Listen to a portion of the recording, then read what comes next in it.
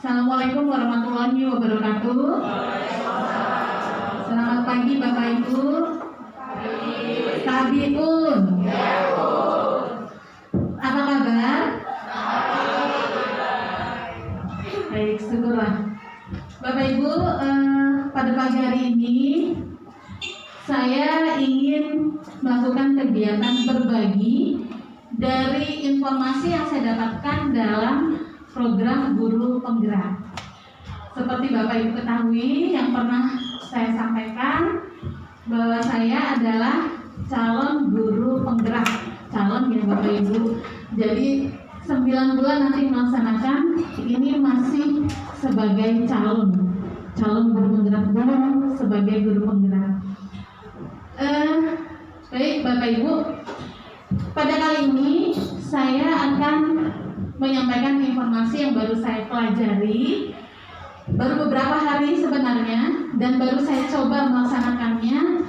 Mudah-mudahan dalam kegiatan ini saya berbagi kepada Bapak Ibu, mudah-mudahan ada manfaatnya dan Bapak Ibu bisa melaksanakannya. Baik, ini adalah mengenai budaya positif Bapak Ibu.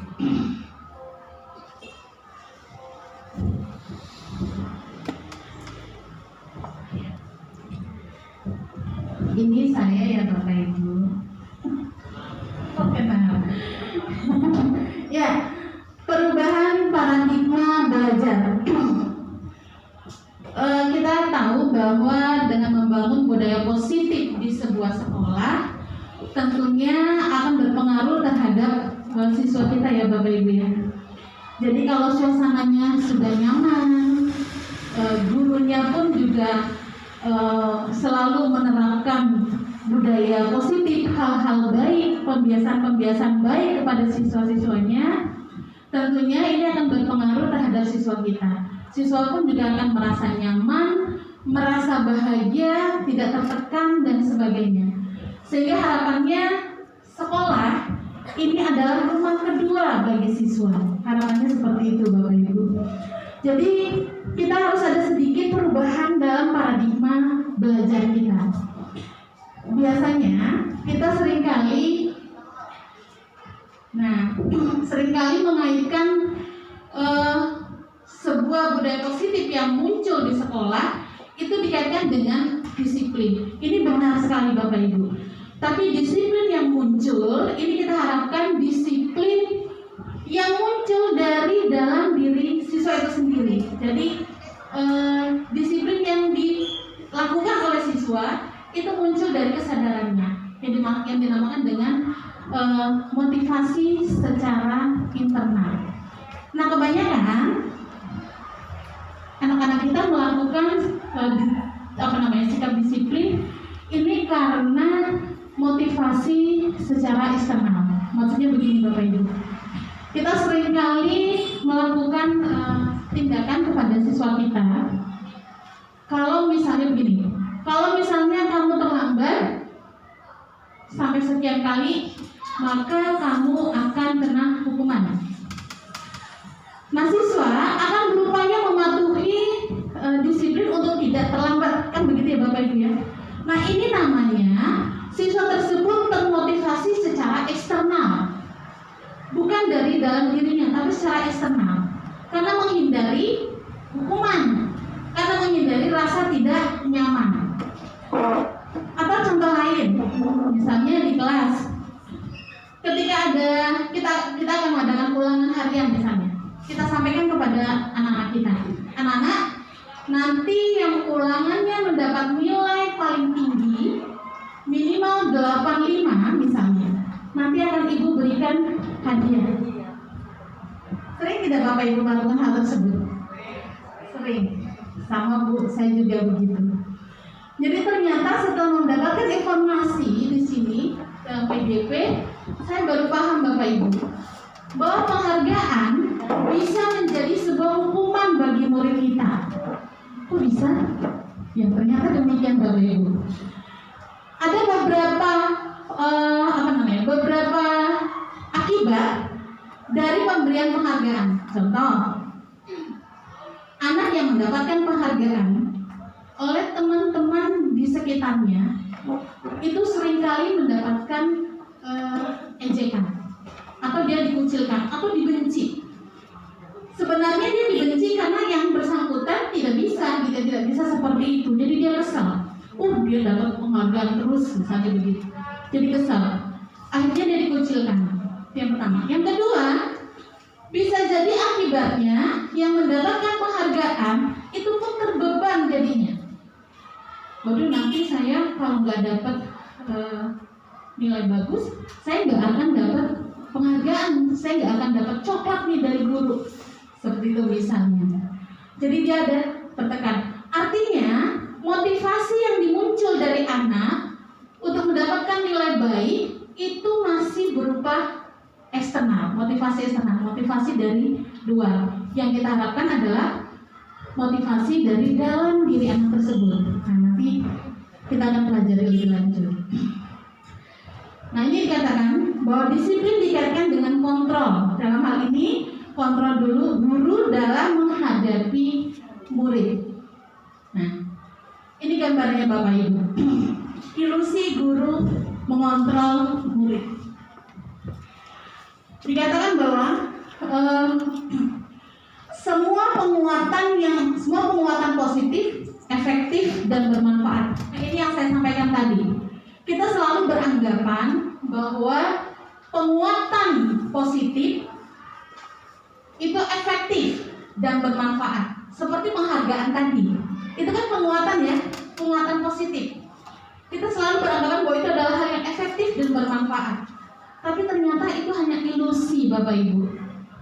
Hanya sementara sifatnya. Karena motivasi dari eksternal.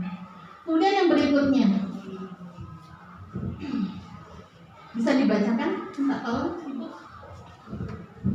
Yang berikutnya ini. Ilusi bahwa kritik dan membuat orang merasa bersalah dapat menguatkan karakter. Nah, kritik yang kita berikan kepada murid kita itu seringkali kita anggap bahwa nanti siswa akan merasa bersalah, jadi nanti siswa akan termotivasi, bisa bangun, bisa bangkit, bisa membenarkan kesalahannya. Itu anggapan kita, Bapak Ibu. Ternyata ini pun juga hanya ilusi. Dan yang terakhir, bahwa orang dewasa memiliki hak untuk memaksa. Benar tidak begitu, Bapak Ibu? Seringkali ya kita tanpa kita sadari sebagai seorang guru, ada kalimat-kalimat kita yang kadang-kadang muncul dalam bentuk pemaksaan, sehingga akhirnya siswa melakukan suatu tindakan baik itu karena terpaksa. Oke, kita lanjutkan. Nah, ini yang saya dapatkan Bapak Ibu, bahwa konsep disiplin, positif, dan motivasi. Yang pertama adalah tanpa hukuman. Ini yang diharapkan ya Bapak Ibu ya, tanpa hukuman. Kemudian yang berikutnya, murid merdeka. Artinya bagaimana Bapak Ibu? Apakah murid diberikan kebebasan penuh? Tentunya tidak.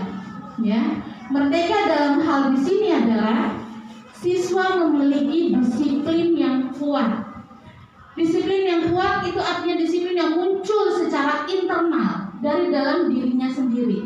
Nah, sekarang jadi permasalahan bagaimana memunculkan disiplin siswa yang secara internal tadi. Nanti akan kita sama-sama lihat Bapak Ibu. Kemudian ini kaitannya disiplin yang kuat tentunya dengan disiplin diri. Jadi harapan kita siswa berdisiplin atau melakukan tindakan-tindakan disiplin itu secara internal, muncul dari dirinya sendiri. Kemudian yang berikutnya motivasi internal. Sekali lagi ya, motivasi internal, bukan eksternal. Jadi motivasinya dari dalam diri siswa, bukan dari luar. Bukan karena penghargaan, bukan karena hukuman. Intinya seperti itu. Merdeka artinya cakap dalam memerintah diri sendiri.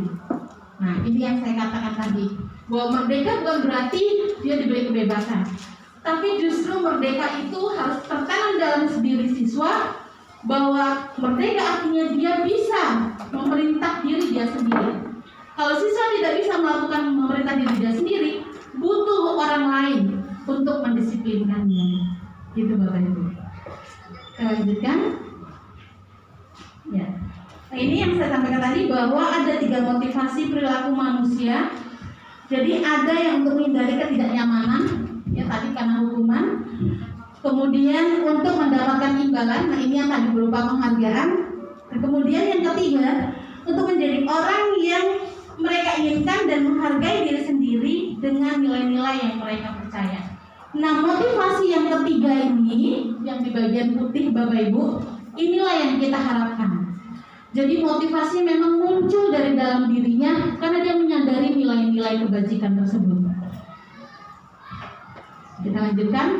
Nah, saya mau tanya Bapak Ibu, di sekolah Bapak Ibu ada tidak tulisan atau di kelas tulisan peraturan SMP Negeri 3 Kota Bumi misalnya? Ada ya? Ada di sekolah Bapak Ibu. Di kelas ada tidak Bapak Ibu? Ada.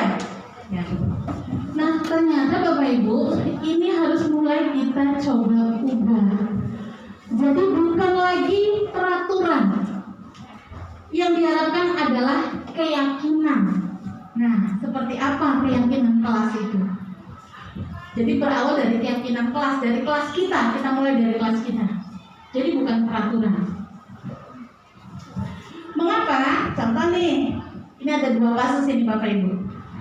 Mengapa kita memiliki peraturan tentang menggunakan helm? Saya tanya dulu pada Bapak Ibu. Kenapa Bapak Ibu harus pakai helm? Nah, karena ditangkap polisi, takut ditangkap polisi, apa lagi? Untuk keselamatan diri, apa lagi? Umumnya menjawab polisi ya? Nah, itu berarti Bapak Ibu baru termotivasi karena peraturan, karena eksternal, adanya aturan. Kalau ada polisi baru pakai helm, nanti kalau nggak pakai helm ditangkap, didenda dan seterusnya, kan berarti karena hukuman ya. Sementara yang diharapkan tadi ada jawaban dari Bu Tri untuk keselamatan. Nah, ini yang dimaksud dengan keyakinan. Adanya munculnya nilai-nilai kebajikan karena yakin untuk melindungi diri. Jadi itu maksudnya Bapak Ibu. Bisa ya dipahami ada perbedaan keyakinan dengan peraturan. Itu sebabnya kita diharapkan memiliki keyakinan, nilai-nilai kebajikan atau prinsip-prinsip universal yang disepakati, maaf hilang ini sedikit, yang disepakati bersama secara universal, lepas dari latar belakang suku, negara, bahasa maupun agama Bapak Ibu. Ya, jadi sifatnya memang keyakinan dari dalam diri sendiri. Nanti akan saya lihatkan videonya. Saya lanjut dulu. Akan menonton videonya dulu. Baik, nanti saya lihatkan. Jadi suatu keyakinan akan lebih memotivasi seseorang dari dalam atau memotivasi seseorang secara intrinsik. Seseorang akan lebih tergerak dan bersemangat untuk menjalankan keyakinannya daripada hanya sekedar mengikuti serangkaian peraturan-peraturan. Begitu juga siswa kita Bapak Ibu. Begitu banyaknya peraturan yang ada di sekolah, saya yakin tidak semua peraturan tersebut dipatuhi. Dan yang berakibat fatal lagi, kita pun sebagai guru yang setuju, yang pertama setuju mengikuti peraturan tersebut, tentang adanya peraturan tersebut, juga tidak konsekuen untuk melakukan tindakan terhadap siswa yang melanggar peraturan. Benar tidak Bapak Ibu? Karena saking banyaknya peraturan, nomor 1 sampai 20 mungkin ya, dari mulai terlambat, tidak hadir, seragam, rambut dan sebagainya, panjang sekali peraturan. Kadang-kadang kita tidak tercover semuanya untuk mengamati siswa-siswa kita yang melanggar peraturan. Baik, jadi mulailah melakukan keyakinan kelas. Kita bentuk bersama keyakinan kelas tersebut. Nah, ini ada beberapa langkah atau beberapa aturan atau beberapa bukan aturan, panduan maksudnya untuk kita membuat sebuah keyakinan kelas. Ya, saya akan memperlihatkan Bapak Ibu sebuah video ketika saya membentuk keyakinan kelas. Implementasi budaya positif membuat keyakinan kelas. Kita nonton dulu ya Bapak Ibu ya.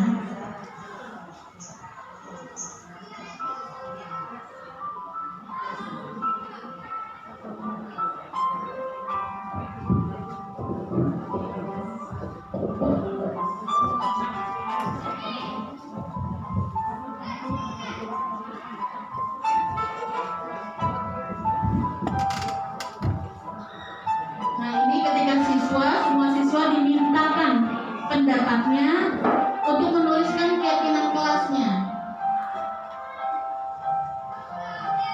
Siswa diberikan kesempatan apa yang dia inginkan dari kelas dia. Nah, ini hasilnya Bapak Ibu. Setelah kita kelompok-kelompokkan. Ya, saya matikan dulu sebentar. Jadi tadi setelah ketemu tentang keyakinan kelasnya.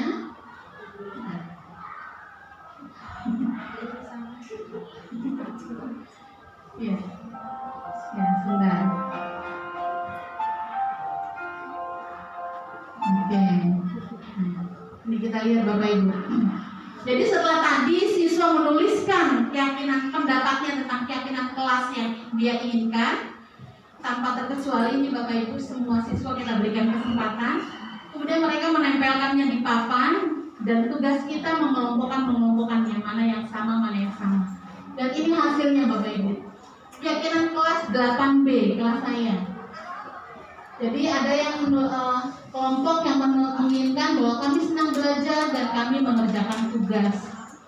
Kemudian kami menerapkan disiplin dan berkata jujur.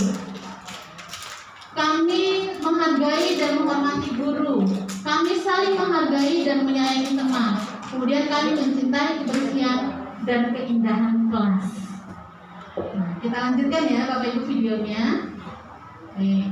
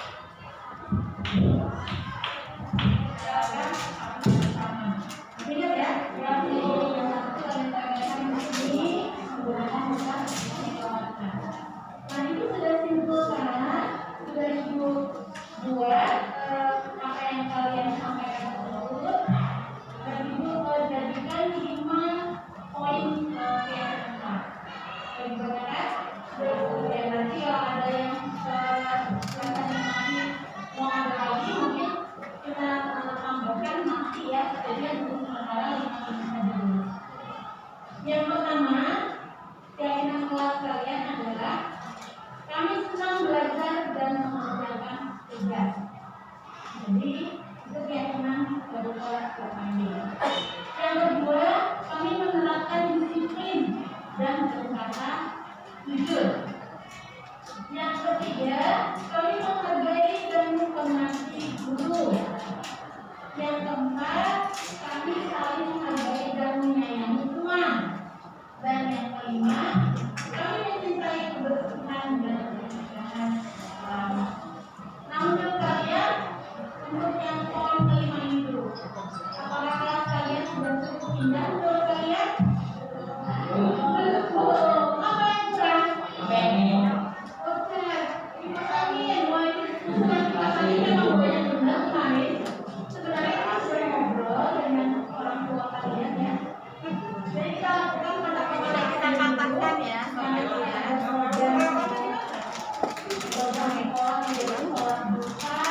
jadi nanti akan ada absen nama, absen yang ini tidak ada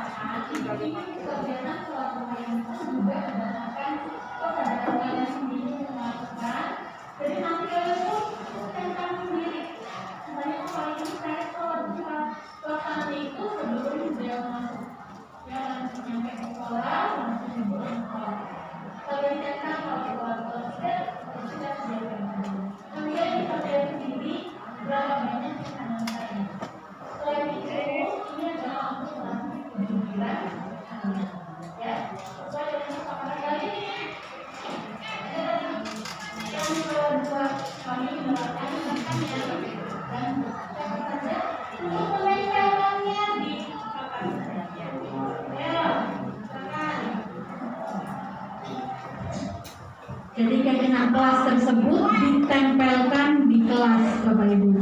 Tujuannya supaya siswa bisa membacanya setiap saat.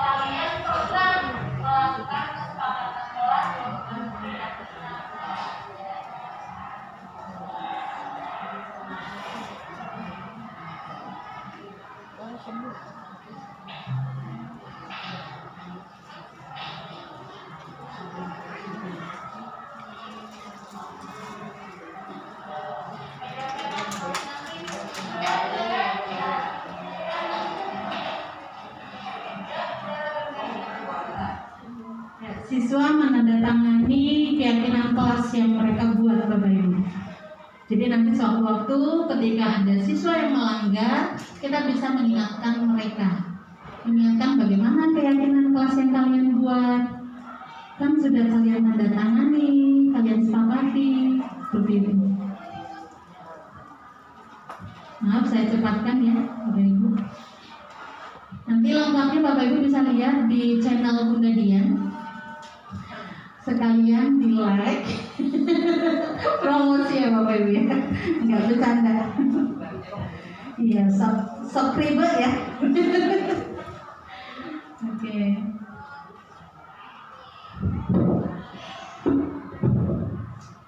Supaya nanti kalian bisa melihat, ternyata tidak berubah sama diri kalian.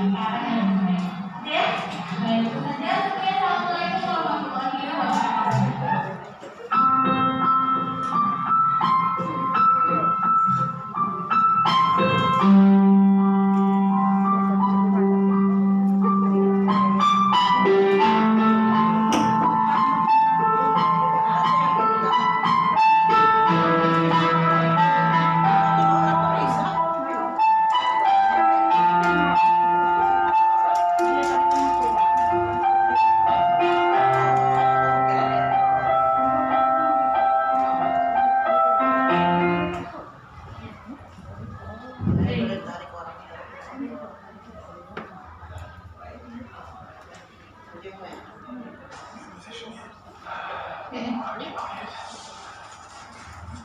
Waduh.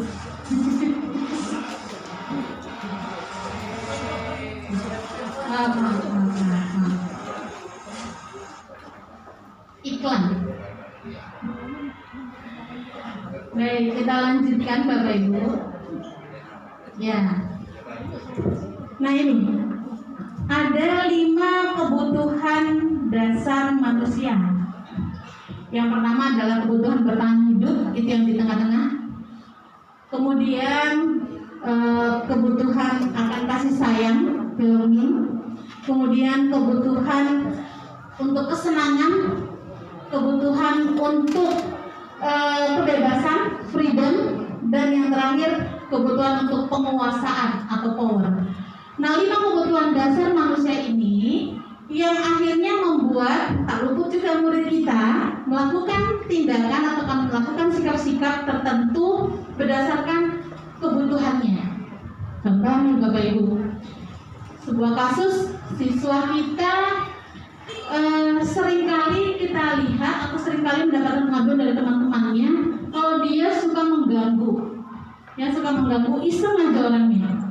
Entah pedang temannya disembunyikan, entah bukunya, entah tasnya, atau tali sepatu temannya yang dilepas gitu ya. Dan temannya merasa sangat terganggu. Nah, ketika ditanya, kenapa kamu melakukan hal tersebut? Jawabannya apa Bapak Ibu? Ya senang aja kalau lihat teman-teman kesel. Nah, kira-kira ini kebutuhannya yang mana ini Bapak Ibu? Kebutuhan dasarnya apa ini? Dasar yang membuat sikap siswa tersebut punya keisengan seperti itu. Tentunya kebutuhan akan kesenangan, fun. Dia senang untuk senang-senang aja. Jadi sebenarnya nggak ada niat jahat sama sekali Bapak Ibu untuk kesenangan. Atau ada juga yang seperti ini. Dalam suatu pembelajaran ada kasus guru yang sering menyampaikan keluhan, guru IPA misalnya ya.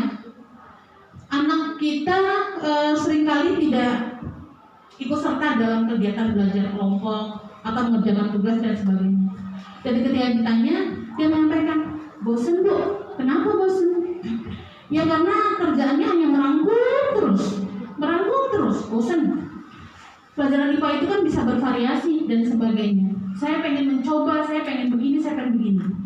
Seperti itu Bapak Ibu, alasan siswanya. Nah ini kalau seperti ini kasusnya, kira-kira siswanya memiliki kebutuhan apa Bapak Ibu? Kebebasan, betul, kebebasan. Jadi artinya yang ingin saya tekankan Bapak Ibu, bahwa sikap siswa kita dalam melakukan beberapa tindakan, mungkin negatif atau positif, itu karena 5 kebutuhan dasar ini. Ya, gitu juga dengan kita sendiri sebenarnya Bapak Ibu. Oke, lanjut. Nah, di sini dikatakan bahwa ada 5 posisi kontrol seorang guru. Dari sikap-sikap siswa tadi, ini kaitannya, dari sikap kebutuhan dasar manusia tadi, atau kebutuhan yang akhirnya muncul pada sikap-sikap siswa kita, ini akhirnya memunculkan 5 posisi kontrol seorang guru. Apa saja? Kita lihat yang bawah. Nah, ini dia Bapak Ibu. Kita akan memposisikan diri kita sebagai penghukum. Artinya, anak kita hukum mungkin secara fisik, mungkin secara verbal. Saya yakin kita pernah ya Bapak Ibu melakukannya ya. Saya juga demikian Bapak Ibu. Jadi setelah belajar ini saya rasanya malu sekali. Iya ya, anak kandung bukan, melahirkan tidak. Mungkin kalau orang tuanya tahu tidak ikhlas ya anaknya dimarahi. Tidak juga ya. Baik, tergantung kondisi mungkin ya Bapak Ibu. Kemudian yang berikutnya, pembuat rasa bersalah. Nah seperti ini, seperti apa ini Bapak Ibu? Jadi guru memposisikan dirinya sebagai pembuat rasa bersalah. Siswa akan muncul rasa bersalah. Biasanya guru yang seperti ini dia akan berkatanya lemah lembut. Misalnya, aduh nak, kamu lagi. Apa sih nak yang harus ibu buat supaya kamu itu bisa jadi baik? Tolonglah ibu nak ya. Pokoknya seperti guru itu menghibah. Ini muncul rasa bersalah pada siswa. Tapi posisi guru dari menghukum dan membuat rasa bersalah ini adalah posisi guru yang gagal Bapak Ibu. Posisi negatif seorang guru. Nah, bagaimana yang berikutnya? Posisi sebagai teman. Kemudian ada lagi posisi sebagai pemantau dan yang terakhir sebagai manajer. Kita lihat yang sebagai teman dulu. Ini seringkali muncul pada kita selaku pendidik memposisikan diri sebagai teman. Begitu dekatnya dengan siswa, ini boleh saja Bapak Ibu, boleh, dan ini juga merupakan posisi guru yang positif. Boleh, akan memberikan pengaruh kepada siswa secara internal. Akan tetapi kadang-kadang ini akan memunculkan efeknya. Siswa menjadi bergantung dengan kita. Ketika menyelesaikan sebuah permasalahan, siswa merasa bahwa guru itu teman saya. Jadi ya kalau misalnya saya kesulitan, guru akan mudah menyelesaikan masalah saya. Sehingga pada akhirnya siswa kita tidak memiliki sikap mandiri. Nah ini akibat kalau posisi guru sebagai teman. Yang berikutnya, guru memposisikan diri sebagai pemantau. Jadi melihat, memantau itu kan berarti mengawasi ya, mengawasi bagaimana sikap-sikap murid, kemudian nanti mengingatkannya dengan konsekuensi yang harus dijalaninya. Ini juga sebenarnya posisi yang bagus Bapak Ibu, posisi yang masih dikatakan positif. Siswa diingatkan dengan sikap yang tidak baik, kemudian nanti tinggal lihat, oke, kalau kamu melakukan itu konsekuensinya apa? Gitu. Konsekuensinya seperti apa? Jadi diingatkan seperti itu. Oh iya, saya tahu Bapak, saya tahu Bu, saya tahu Pak. Kalau saya tambah, saya harus begini. Kalau saya tidak mengerjakan soal, saya akan dihukum seperti ini, misalnya begitu. Ini posisi guru sebagai seorang pengajar. Tetapi Bapak Ibu, ternyata ini pun belum begitu efektif. Walaupun masih dikategorikan sebagai posisi guru yang positif. Yang paling ideal adalah yang memposisikan diri sebagai seorang manajer. Nah, di sini posisi guru sebagai mentor. Guru berbuat sesuatu bersama dengan murid. Jadi guru membimbing siswa untuk menyelesaikan permasalahannya. Karena atas dasar tadi ya Bapak Ibu, bahwa siswa melakukan perbuatan buruk tentunya atas dasar kebutuhannya, memenuhi kebutuhannya. Kita tidak tahu kebutuhannya apa. Itu sebabnya harus ada dialog antara siswa dengan guru. Jadi siswa ditanya permasalahannya apa yang dilakukannya, dan apakah itu salah yang dilakukannya. Jadi siswa sendiri nanti akan menemukan jawabannya. Tugas kita selaku guru hanya menuntun. Ya, ini seperti prinsip Ki Hajar Dewantara yang beberapa waktu yang lalu, tepatnya bulan lalu ya Bapak Ibu, ketika dalam pertemuan yang sama, saya menyampaikan bahwa menurut Ki Hajar Dewantara, seorang pendidik itu seperti harus berhamba kepada murid. Posisinya menuntun murid, membimbing. Jadi seperti seorang petani. Bagaimana hasilnya jagung yang ditanam oleh seorang petani itu bisa menghasilkan yang baik, bisa tumbuh bagus buahnya, itu tergantung olahan petaninya. Apakah mendapatkan penyinaran yang baik, apakah mendapatkan pupuk yang baik, pengairan yang baik, dan seterusnya. Begitu juga sebagai seorang guru, kita hanya menuntun Bapak Ibu. Jadi tidak mendikte siswa berbentuk atau mempunyai karakter sesuai dengan apa yang kita inginkan. Tidak seperti itu. Nanti akan saya perlihatkan Bapak Ibu. Jadi ini ada kaitannya dengan ini adalah segitiga restitusi. Apa itu maksudnya nanti akan saya lihatkan kepada Bapak Ibu mengenai segitiga restitusi.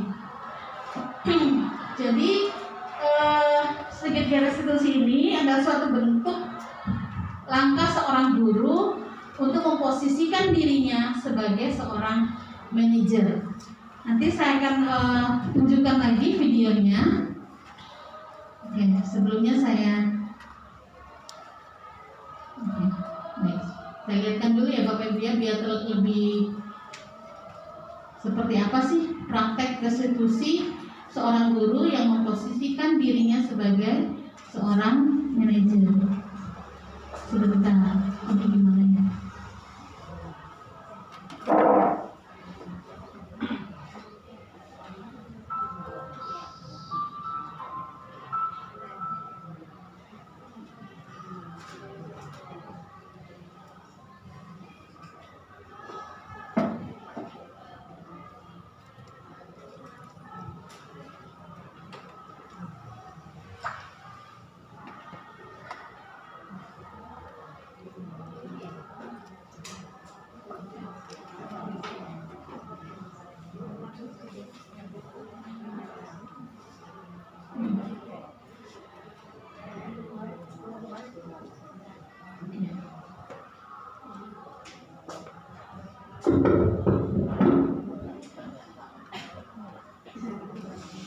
Ini adalah kasus siswa saya kelas 8B Bapak Ibu. Kita lihat sama-sama.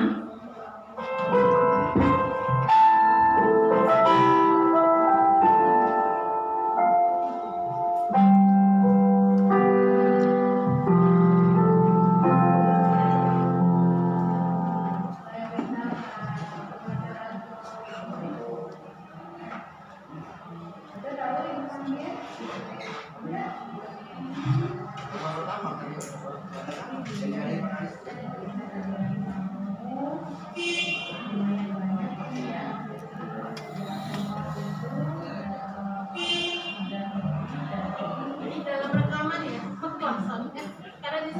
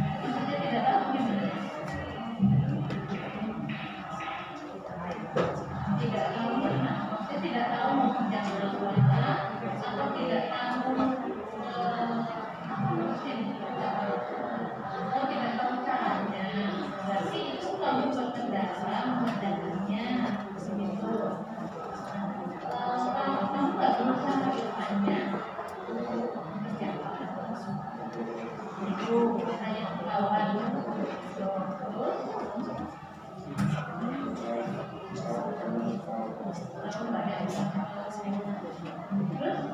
tanya ke kawan kan misalnya kamu nggak bisa bertanya ke guru atau ke ibu.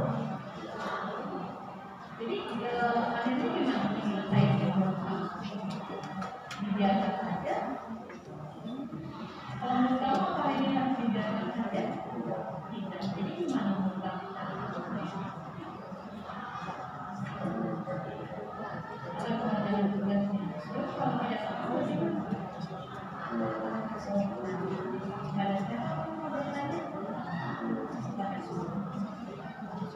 Kalau ibu pada tahu, ada yang belum selesai untuk kerjaan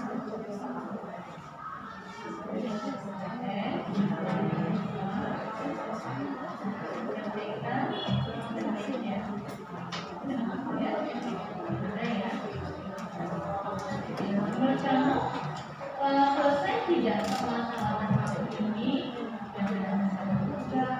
tapi ternyata kamu juga dalam hati bisa selesai tidak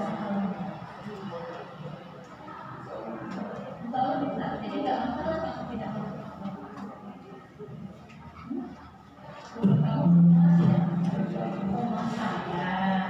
jadi kamu menyadari itu sebuah kesalahan. Bagaimana cara kamu memperbaiki kesalahan yang tidak masuk ini? Cara tegas. Itu kalau yang nggak masuk bagaimana? Cara menyelesaikan masalahnya gimana?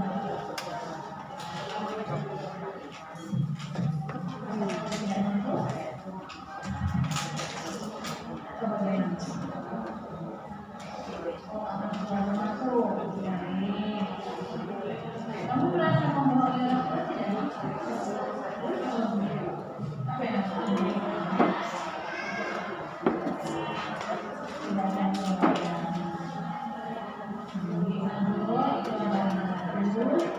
jadi melihat ya bagaimana perubahan kamu supaya kita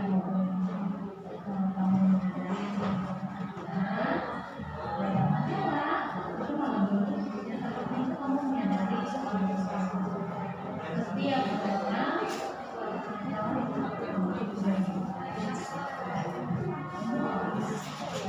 orang kita menyadari bahwa ini adalah kesalahan dan harus kita itu ya Bu ya. Jadi pilihan nanti ya doa saya tugasnya ya. Kalau target Aldo berapa lama? Secepatnya berapa? 2 hari, 3 hari, 4 hari? 4 hari. Oke, baik Aldo cukup ini saja. Nanti kamu boleh ya.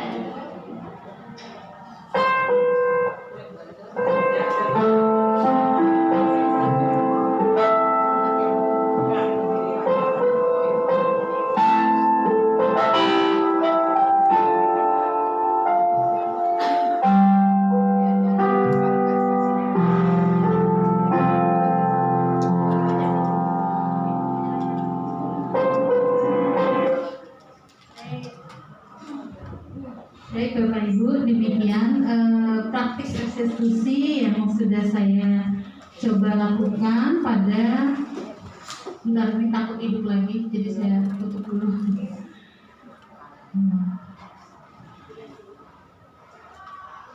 Ya, yang sudah saya coba lakukan pada kasus siswa saya. Saya yakin Bapak Ibu bahwa kita semua mungkin pernah ya, apalagi kita sudah jadi guru bukan sebulan 2 bulan, begitu banyaknya kasus yang terjadi pada siswa kita, kemudian begitu banyak kasus yang mungkin Bapak Ibu sudah selesaikan, dan tanpa kita sadari, saya yakin kita sudah pernah melakukan kegiatan restitusi, cuma kita nggak tahu istilahnya, kan begitu ya Bapak Ibu ya. Atau tidak menutup kemungkinan juga, saya pernah menyelesaikannya sebagai posisi saya sebagai penghukum, posisi saya sebagai teman, posisi saya sebagai pemantau, atau pembuat rasa bersalah dan seterusnya. Nah sekarang tentu tentunya harapan saya juga akan mencoba ini Bapak Ibu hal baik karena ini adalah budaya positif. Kita berharap motivasi yang muncul, disiplin yang muncul pada diri anak-anak kita atau siswa kita itu adalah motivasi dan disiplin secara internal. Jadi bukan lagi karena pengaruh dari eksternal, karena ingin yang nyaman, takut dihukum, dari hukuman, atau karena sebuah penghargaan. Jadi harapan kita siswa tersebut melakukannya betul-betul atas kebutuhannya, atas keyakinannya sendiri untuk melakukan berbuat baik. Nah, kalau jika demikian Bapak Ibu, saya yakin harapan kita, harapan Indonesia untuk menjadikan karakter profil pelajar Pancasila pada generasi penerus kita, insya Allah akan tercapai dengan mudah. Amin. Baik Bapak Ibu, sebelum saya tutup, saya ingin dua mungkin dua orang dulu pada teman-teman yang mungkin ingin bertanya atau memberikan pendapatnya. Saya persilakan. Tunggu.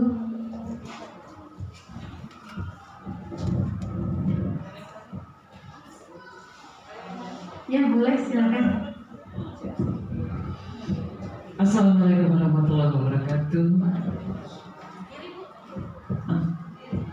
Ayo duduk acara. Sesuai dengan yang ditayangkan tadi, saya mau bertanya. Kita di sana ada peraturan untuk siswa, sedangkan ini nanti akan diubah menjadi keyakinan, ya. Apakah ini sudah menjadi suatu keputusan atau gimana? Kemudian kita yang akan melaksanakan itu, apakah itu hanya terbatas untuk kepada wali kelas ataukah untuk keseluruhan ibu-ibu? Kemudian apakah di sekolah itu kita hanya sebatas jurusan bahasa Indonesia yang mungkin yang lain tidak atau belum? Jadi bagaimana cara kita, sekolah kita akan menerima yang keyakinan tadi diubah menjadi keyakinan, jadi bukan peraturan lagi. Itu saja, itu yang pertama. Kemudian lagi di dalam karena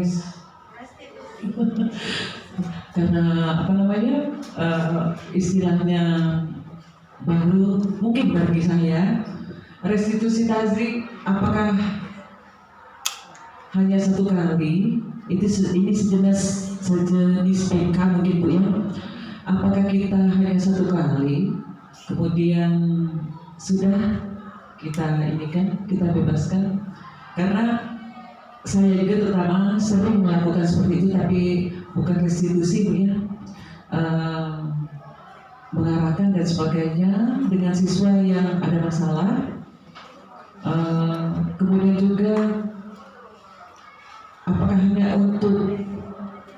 itu untuk kita semua atau hanya terbatas pada wali kelas atau bimbingan konseling dan sebagainya?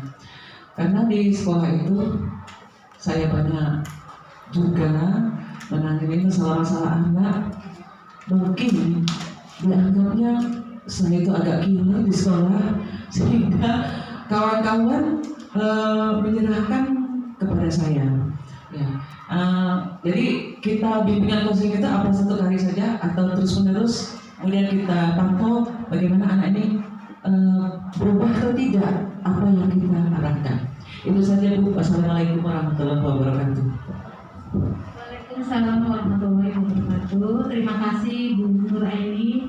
Ini pertanyaannya satu orang, dua pertanyaan ya, jadi kayaknya udah mewakili ya. Baik, yang pertama menanyakan tentang keyakinan kelas. Apakah ini sudah mutlak, sudah baku harus dilakukan atau tidak? Jadi merujuk Bapak Ibu bahwa ini saya dapatkan dari kegiatan PGP. Kebetulan saya sebagai calon guru penggerak angkatan 3 untuk Kabupaten Lampung Utara. kita tahu bahwa program Guru Penggerak ini adalah kebijakan dari Menteri kita, Menteri Pendidikan dan Kebudayaan, Mas Menteri istilahnya ya, sering disapa akrabnya Mas Menteri. Jadi PGP program Guru Penggerak ini adalah kebijakan beliau yang kelima, yang tujuan utamanya adalah satu Bapak Ibu, membentuk profil pelajar Pancasila. Jadi profil pelajar Pancasila itu ada isinya ada ketakwaan siswa terhadap Tuhan Yang Maha Esa, kemudian ada sikap mandiri, ada sikap berkolaborasi, ada sikap bergotong royong. Nah, sama ini kolaborasi dengan gotong royong, kerjasama, kemudian inovasi. Artinya untuk membentuk karakter-karakter tersebut tentunya dibutuhkan yang namanya pemahaman siswa terhadap nilai-nilai kebajikan. Betul tidak? Ya. Nah, sekarang bagaimana bisa muncul nilai-nilai kebajikan itu kalau siswa hanya disodori sebuah peraturan? Itu sebabnya kita coba ubah Bapak Ibu dengan yang namanya keyakinan. Jadi siswa tidak hanya sekedar tahu peraturan, tapi dia meyakini bahwa peraturan yang ditulis sekolahnya itu adalah hal yang akan membuat masa depannya menjadi lebih baik, yang akan membuat dunia menjadi lebih baik. Jadi kita ubah peraturan tersebut menjadi keyakinan. Dan keyakinan ini kita bentuk dari keinginan siswa dulu. Makanya tadi saya contohkan mulainya dari kelas kita, Bapak Ibu. Kemudian kalau kita tadi ada pertanyaan lanjutnya, apakah ini berlaku hanya untuk guru bahasa Indonesia saja? Tidak. Semua mata pelajaran bisa. Karena tadi awalnya ini di kelas saya, karena saya kebetulan wali kelas di 8B. Jadi posisi saya saat itu sebagai wali kelas, begitu. Sebagai guru mata pelajaran di kelas yang berbeda, saya juga menerapkannya Bapak Ibu. Jadi disilakan dengan kesepakatan bersama di awal tahun ajaran. Apa yang kita ingin capai dalam 1 tahun ke depan. Nah, ini harus ada disepakati bersama keyakinan kelas tersebut. Jadi disilakan bukan peraturan, keyakinan bersama. Jadi bukan dari kita, tetapi dari siswa. Misalnya nanti ada siswa akan muncul itu pendapat sendiri, dia tentu akan berpikir, kalau saya 2 kali tidak buat tugas, nanti itu efeknya kan kepada dia juga. Akhirnya karena dia takut dihukum, dia akan mengatakan mungkin begini, 3 kali tidak buat tugas, maka nanti ketika mengumpulkan nilainya dikurangi Bu, misalnya begitu. Dia tidak mengatakan 2, tapi dia mengatakan 3 atau mungkin 4 atau mungkin 5. Boleh kita hargai. Tetapi yang kita tanamkan adalah konsekuensi siswa dalam menjalankan keyakinan tersebut. Gitu. Nah, ini penandasanya pertanyaan Bu Nur tadi. Apakah ini sudah baku?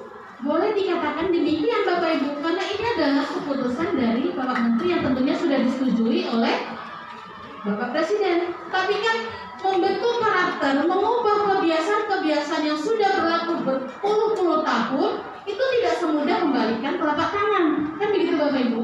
Butuh proses, butuh usaha yang terus-menerus. Mungkin itu untuk pertanyaan yang pertama ya. Sudah terjawab ya insya Allah. Kemudian yang berikutnya, kegiatan restitusi. Bu Nur tadi bercerita bahwa beliau seringkali mengatasi permasalahan siswa. Tapi mungkin bukan restitusi. Tapi bisa jadi itu adalah bagian dari restitusi, gitu ya. Karena di sini mungkin Bu Nur menangani dengan bertanya, mengayomi, menuntun, mencari pemecahan permasalahannya. Nah, itu sudah bentuk restitusi yang dilakukan. Nah, sekarang siapa yang boleh melakukan hal ini? Ya siapapun.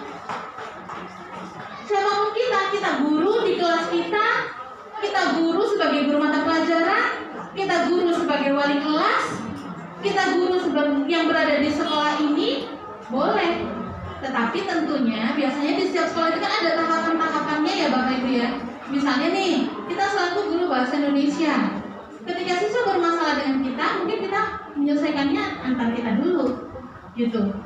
Kemudian kalau misalnya biasanya tidak selesai dengan guru mata pelajaran akan menyampaikannya kepada wali kelas. Dan seterusnya, sampai bahkan yang terakhir adalah kepala sekolah. Kan begitu tahapannya Bapak Ibu. Tetapi kegiatan ini tentunya tidak bisa selesai dalam satu kali. Jadi seperti kasus Aldo yang saya sampaikan, ini murid istimewa saya. Padahal saya yakin kalau melihat karakternya dia anak yang mempunyai potensi, tapi ada hal yang membuat dia berbuat seperti itu gitu. Malas sekolah. Dia selama daring itu benar-benar tidak ada kehadiran, tidak pernah buat tugas. Dan ketika tatap muka terbatas, untuk menghindari tagihan dari guru-guru, dia pun jadi sering tidak hadir. Jadi bukan menyelesaikan masalah, malah menambah masalah. Nah, seperti itu. Tugas-tugas ketika tatap muka menjadi makin menumpuk. Nah, ini perlu proses. Tadi di akhir, kalau Bapak Ibu perhatikan, kan saya menawarkan atau mengingatkan kapan mau diselesaikan, kan begitu. Jadi tetap kita tanyakan dari anak, jangan dari kita. Besok harus kumpul ya. Kalau kita tegaskan seperti itu, coba pengalaman Bapak Ibu. Besok harinya sesuai dengan hari kita tetapkan, adakah pemenuhan apa yang kita inginkan? Tidak. Akhirnya kita tambah ngamuk lagi kan? Jawab Bapak Ibu, kalau kita sering-sering marah, nanti darah tinggi. Tambah masalah baru jadinya. Jadi kita tanya ke anak, kapan mau selesaikan? Berapa lama? 2 hari, 3 hari, 4 hari? Biasanya susah kalau ditawarkan seperti ini, ditanyakan waktunya kapan, jumlahnya dia akan pilih yang terbanyak. Kan begitu ya? Jangan sekali siswa pilih hari yang sedikit. Enggak Bu, 2 hari cukup. Tapi ada Bapak Ibu siswa saya seperti itu. Dia mengatakan, mau berapa? Mau seminggu, 2 minggu? Enggak, mau seminggu aja. Nah, itu berarti sudah ada muncul kesadaran dari diri dia. Jadi seperti itu Bu. Artinya ini adalah proses. Proses tentunya akan menemukan banyak kendala. Yang terpenting adalah bagaimana kita melakukan ini secara intens, terus-menerus, tidak putus asa. Yang niatnya adalah siswa kita berubah menjadi budaya yang lebih baik. Gitu. Oke? Ada lagi? Tidak ada? Kalau tidak ada, saya cukupkan ini. Mungkin satu lagi dari bapak-bapak kali ya? Mana bapak-bapak, ada suaranya kah? Oh iya, silakan Ibu Tri. Oke. Ya, Pak. Kita dengar.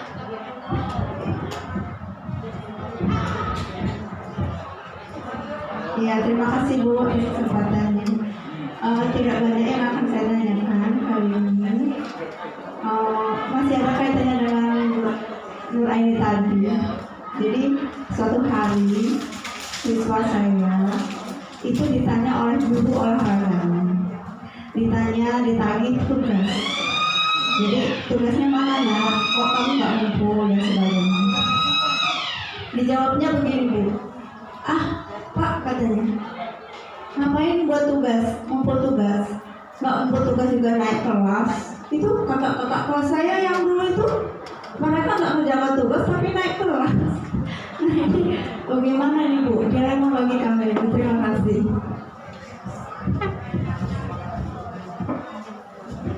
Ya. Apakah kasus yang disampaikan oleh Bu Tri dialami oleh Bapak Ibu yang lain? Ya. Termasuk juga saya Bapak Ibu. Nah, inilah butuhnya keyakinan. Jadi guru, lingkup sekolah itu juga harus ada keyakinan terlebih dahulu. Artinya ini harus kita coba ubah bersama dulu, Putri. Kita sepakati bersama, kita punya niat bersama, jadi dibicarakan. Dan ini sebuah anjuran Bapak Ibu. Sebaiknya di sekolah kita itu ada membentuk yang namanya komunitas pramusi. Jadi orang-orang isinya itu rekan-rekan guru yang memang mau diajak bekerja sama, mau bergerak bersama untuk mengubah kondisi sekolah, kondisi guru, kondisi siswa menjadi lebih baik. Jadi mungkin itu Bu Tri ya bisa disampaikan. Karena ini adalah kasus yang sama di sekolah saya juga terjadi. Kami juga sudah mulai merintis. Jadi membentuk keyakinan kelas ini adalah adalah mungkin langkah awal ya. Langkah awal kalau Bapak Ibu wali kelas, kita bisa mulai dari kelas kita. Kalau kelas kita ada perubahan, saya yakin Bapak Ibu, kelas lain juga akan meniru. Kan begitu ya? Kalau kita guru mata pelajaran, kita mulai dari kelas yang kita ajar. Saya yakin juga demikian Bapak Ibu. Kalau ada perubahan dari murid-murid yang kita ajar, maka guru-guru mata lainnya pun juga akan menanyakan apa sih rahasianya, kan begitu. Saya yakin itu akan ada perubahan ke arah yang baik, yang positif. Nah kaitannya dengan kasus tadi, mungkin ini perlu dibicarakan berarti kan dengan guru-guru ya. Seperti ini bagaimana ini kasusnya gitu. Karena tidak buat tugas kan bukan berarti pasti naik, seharusnya itu digarisbawahi betul gitu. Mohon maaf ini Bapak Ibu, kadang-kadang yang membuat profesi kita semakin diremehkan oleh masyarakat sekitar, termasuk juga oleh siswa kita, ada perubahan karakter, maka itulah pengaruhnya ya. Karena dari kita sendiri mungkin Bapak Ibu. Oke. Baik. Gimana Bapak Ibu? Sudah terjawab? Putri? Oke. Ada lagi Bapak Ibu? Oke, baik, kalau tidak ada saya cukupkan. Mudah-mudahan apa yang saya sampaikan, yang saya bagikan kepada Bapak Ibu ini bermanfaat buat kita bersama, buat saya khususnya, karena rasanya saya juga tidak ingin berjalan sia-sia saja. Saya merasa sangat perlu melakukan perubahan terhadap diri saya khususnya, supaya ya harapan itu tadi Bapak Ibu akan mendapatkan hal-hal yang lebih baik, lebih positif, baik dari diri kita maupun bagi anak kita. Itu saja Bapak Ibu. Terima kasih. Mohon maaf atas segala kekurangan. Terima kasih atas perhatiannya. Saya tutup.